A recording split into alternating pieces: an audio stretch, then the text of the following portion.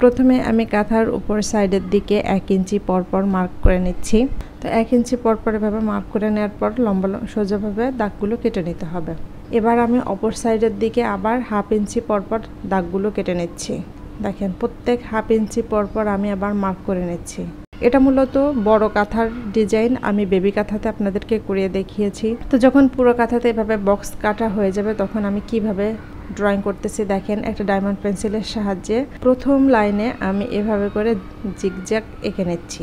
মাঝখানে 2টা ঘর আমি গ্যাপ রেখেছি।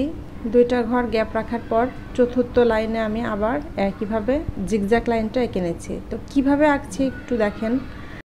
তো সম্পূর্ণ কাঁথাতে যখন এই জিগজ্যাগ আঁকা হয়ে যাবে, এবার এই যে 2টা লাইনে আমি এভাবে করে লম্বা করে দাগ কেটে মিলিয়ে দিচ্ছি। এতে করে একটা কি ফুটবলের শেপ এসে যাবে, অর্থাৎ হাত মৌমাছির চাক সেরকম একটা চাকের ডিজাইন কিন্তু তৈরি হয়ে গেল।